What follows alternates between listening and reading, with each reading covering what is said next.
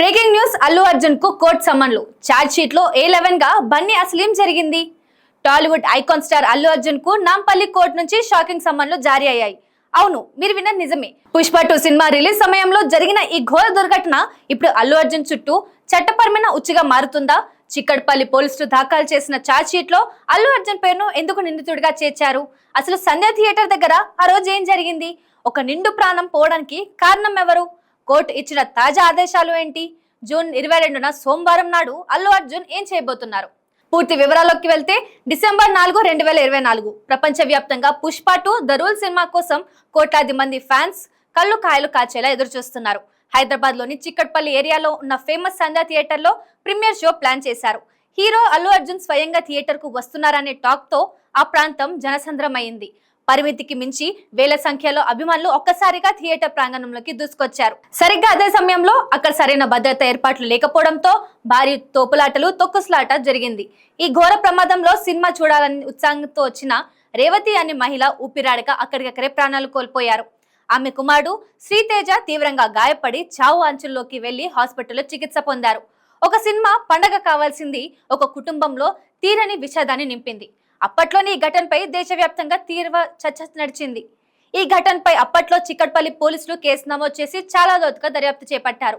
Theatre దగ్గర CCTV footage, పర్మిషన్లు, అక్కడ జరిగిన లోపాలను అన్నింటినీ పరిశీలించారు.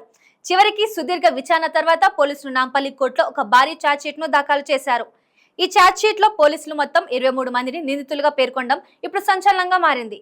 అవును, 23 మంది నిర్లక్ష్యం వల్లే ఈ రోజు తొక్కిసలాట జరిగిందని, ఒక ప్రాణం పోయిందని పోలీసులు కోర్టుకు సమర్పించిన నివేదికలో స్పష్టం చేశారు.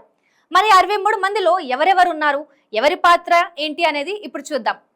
పోలీసులు దాఖలు చేసిన ఛార్జ్ షీట్ ప్రకారం ఈ కేసులో A1 నుంచి A10 వరకు అంటే మొదట 10 నిందితులుగా సంధ్య థియేటర్ యాజమాన్యాన్ని చేర్చారు.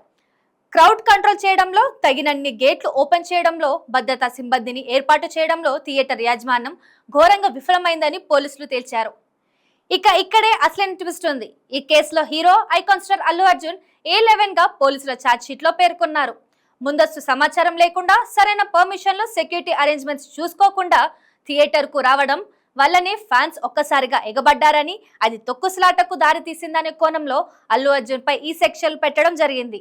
మొత్తం 23 మందిలో ప్రస్తుతానికి పోలీసులు సేకరించిన ఆధారాల ప్రకారం కోర్టు తదుపరి చర్యలకు సిద్ధమైంది. పోలీసుల ఛార్జ్ షీట్ ను పరిశీలించిన నాంపల్లి కోర్టు ఈ కేసును చాలా సీరియస్ గా తీసుకుంది. ఈ తొక్కిసలాట కేసుకు సంబంధించిన మొత్తం 19 మంది నిందితులకు కోర్టు తాజాగా సమన్లు జారీ చేసింది. ఇందులో అత్యంత ముఖ్యమైన అప్డేట్ ఏంటంటే, జూన్ 22న సోమవారం నాడు నటుడు అల్లు అర్జున్ వ్యక్తిగతంగా కోర్టుకు హాజరు కావాలని న్యాయస్థానం స్పష్టమైన ఆదేశాలు జారీ చేసింది. అంటే సోమవారం ఉదయం అల్లు అర్జున్ నాంపల్లి కోర్టు బోన్లో నిలబడాల్సి రావచ్చు. న్యాయమూర్తి ముందు హాజరై ఈ ఘటనకు సంబంధించి తన వివరణ ఇచ్చుకోవాల్సింది ఉంటుంది. ఒకవేళ వ్యక్తిగత హాజరు నుంచి మినహాయింపు కోసం బన్నీ లాయర్లు ఏమైనా క్వాష్ పిటిషన్ వేస్తారా, లేక అల్లు అర్జున్ స్వయంగా కోర్టుకు వస్తారా అనేది ఇప్పుడు టాలీవుడ్ లో పాటు రాజకీయ వర్గాల్లోనూ హాట్ టాపిక్ గా మారింది.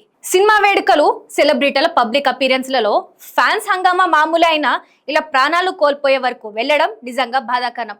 ఈ కేసులో చట్టం తన పని తాను చేసుకుంటుంది. మరి సోమవారం నాడు నాంపల్లి కోర్టు దగ్గర ఎలాంటి పరిణామాలు చోటు చేసుకోబోతున్నాయి? అల్లు అర్జున్ కోర్టుకు హాజరవుతారా లేదా అనేది చూడాల్సి ఉంది. ఈ ఘటనపై మరియు అల్లు అర్జున్ కు సమన్లు రావడంపై మీ అభిప్రాయాన్ని కింద కమెంట్ సెక్షన్ లో తప్పకుండా తెలియజేయండి. మరిన్ని అప్డేట్స్ కోసం మా ఛానల్ ని సబ్స్క్రైబ్ చేసుకొని చూస్తుండండి ఒకే టీవీ.